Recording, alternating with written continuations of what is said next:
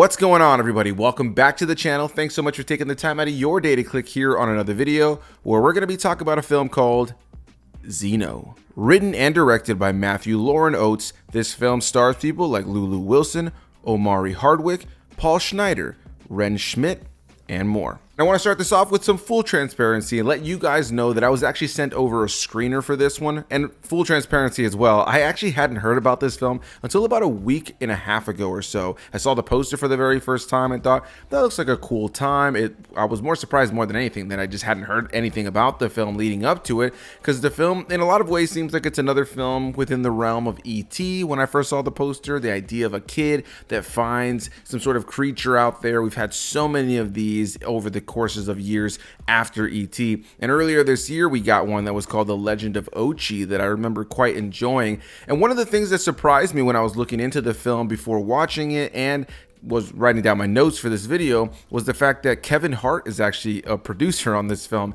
and his production company Heartbeat Productions is behind this film. So yeah, I was kind of surprised when it came down to that, especially since I hadn't heard much about this film, hadn't seen a trailer at all, and I'm at the theaters all the time, and my social media algorithm is always feeding me new movies. So whenever I see a film like this that pops up out of nowhere that I hadn't heard much about, I'm always surprised as to how that is. But with all that said, let's get into what this film is all about, and then we'll get into my thoughts on it. Xeno follows Renee, a teenage girl who's dealing with a rough home life and a fractured relationship with her mother. While wandering alone in the desert, she discovers a wounded alien chained and left to die, and choosing compassion, she frees the creature and forms an unlikely bond, only to find herself caught between protecting it and facing off against the government agents who see it as nothing more than a threat. And if you heard me read off that synopsis and you thought, that's E.T., you're absolutely right. And I'll just be completely blunt off the top. This is a darker version of E.T. in some ways, because the creature in this film is a lot more monster-like instead of a cute little alien. So it's a little bit darker. This creature does end up killing some people over the course of the film. But outside of that element of the film, it is E.T. It's just a darker version of E.T. that I would honestly say is like the Great Value or a dollar store version of E.T.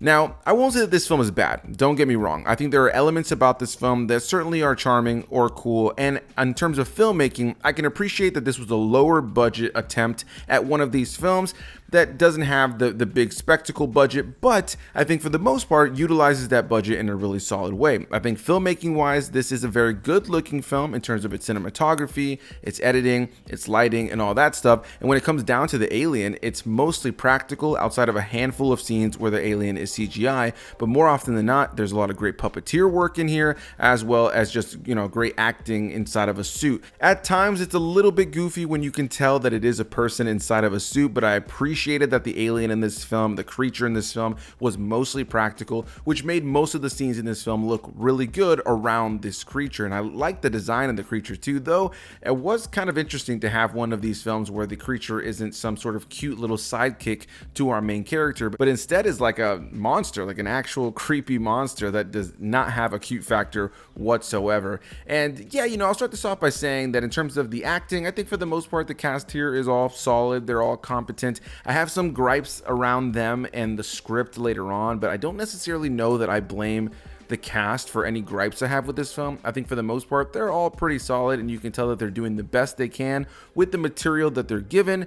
But I think there were moments in this film where they were directed to act a certain way that I think held the film back. But in terms of the filmmaking, I do want to praise those elements, especially since this is a lower budget attempt at one of these stories of having kids, or a young kid in general, find some sort of alien. Now, when it comes down to the story, I was a little hit or miss on it. I'm a sucker for these kinds of movies, I won't lie. There's so many of them that I enjoy, and I think that a lot of times they can be really heartfelt and kind of touch into something that we can always appreciate, especially when you have a kid at the center of the story, or a young person in general who's kind of disconnected from everybody around them. In the case of our main character Renee here, she's got a bit of an estranged relationship with her mother at the moment, who is currently just not in her best mental space after the passing of Renee's father, and she never really worked on herself so that she could be there for Renee. And Renee's tried to sympathize with her mom, but it makes it really hard when she has a boyfriend that's in the house, that's her mother's boyfriend, who is abusive and is an alcoholic. And so she feels like her mom is just letting this happen. She just feels like her mom gave up on her. She feels very alone. She doesn't feel like she has a lot of friends at school, except for one kid named Gil in the film. And so, yeah, for the most part, you have this character at the center of it who feels disconnected from everything in her life, and she ends up finding this creature. We've seen that time and time again with these kinds of films, and I think for the most part, when it's executed well, it can be done well in a solid way that can be impactful, or at least something that you can resonate with. The idea of feeling alone and finding companionship in some sort of creature, more often than not a cute cuddly creature, or kind of like cute ugly, but in the case of this one, a flat out monster. Now, they set up early in the film that Renee likes reptiles and, things that will be a little bit creepier to other people. So I guess that's where her approach of being a little bit more in tune with this creature is. But yeah, in terms of the story, I appreciated the relatability element when it came down to the character of Renee. But as things were playing out, I just couldn't help but feel like so much of the film just felt really undercooked, especially when it comes down to when she meets this alien creature that she ends up naming Croak, I believe is what she calls him.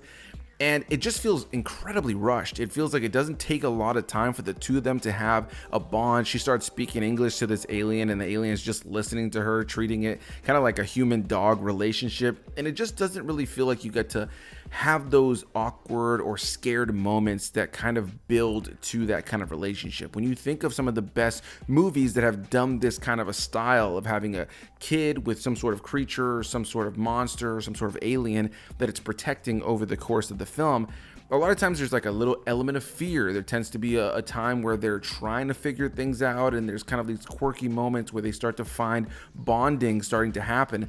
And in the case of this film, it feels like Renee kind of just picks up with this animal pretty quickly. And while she's a little bit afraid at first, it's super short-lived, and ultimately just starts like trying to feed him things and isn't really treating the fact that she's looking at like a monstrous looking alien. It's not super believable, and at times just comes off a little bit goofy. And later on in the film, when other people are introduced to this creature, there's a little bit of fear, but there's just certain elements about it that just feel undercooked. Like they were directed to just kind of accept it a little bit faster because that's what the script called for. And in general, it just feels like there was elements about the script and the story as time went on that either just happened abruptly or felt rushed. And by the time the movie comes to an end, the finale just kind of felt like it fizzled out. It didn't really feel like this very climactic ending. I feel like the film wants you to feel more emotionally connected to what's going on, especially as the government gets involved. The classic tale, government gets involved, tries to get their hand on this creature. And it just feels very run-of-the-mill. It feels like you've seen it before a million times in way better films. And by the time you get to the end of the film, there were moments it felt like you were supposed to feel more emotional, more connected to what's going on, more connected to these two people being separated, or not people, but the idea of having this kid separated from the alien that they've been trying to protect and build a bond with all movie.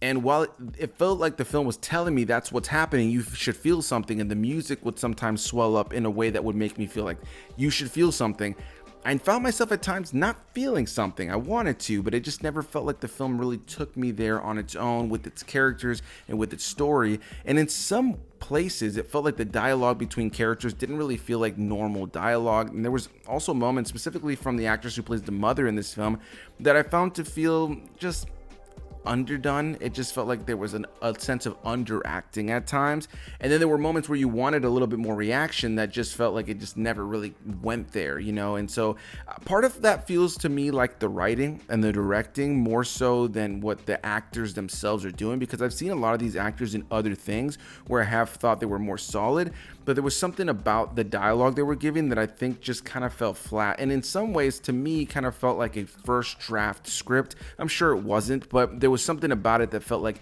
all right, this should be the bare bones of what the story is and what the dialogue is, and it just felt kind of rigid, really stiff at times. With all that said, I don't necessarily think Xeno is a terrible movie, nor do I think it's a bad movie. I think there are worse ways to spend your time, but I also don't think Xeno is an incredible movie. I don't think this is the kind of film that people are going to be completely captivated by. And when I think about films that are within this subgenre of, again, the kid meeting the alien creature and they build a bond, it just doesn't feel like this one's really going to be a memorable one in that space. And speaking of a bond really quickly, and I'm only speaking about this because they actually sent me this as part of the press materials for this review, there is a scene where the two of them bond through something that the alien does. And other than it just kind of being referenced later on as a Bond, it just kind of happens and it's never really explained. It never really sets you up for what it really does, other than a couple of moments key near the end where it's like, okay, I can see why they had that happen, but it just feels like things happen sometimes. There's an element of my brain when I was watching this film where it felt like that escalated quickly, and this film definitely had a lot of that. So yeah, guys, that's gonna be my thoughts on Xeno. I wish it was a film I enjoyed more. I like this style of film. I appreciated the practical effects and the filmmaking, but it just wasn't a movie that really sung to me. And it's honestly not a film within this genre of films that I can see myself revisiting anytime soon. So a big thanks to you guys for watching. Hit that like button if you guys enjoyed the video and enjoyed the review. And if you want more reviews for new films like this, as well as upcoming movies that I get to check out early or retrospective reviews, you're in the right place. Consider subscribing, and I'll see you guys in the next one. All right, bye-bye.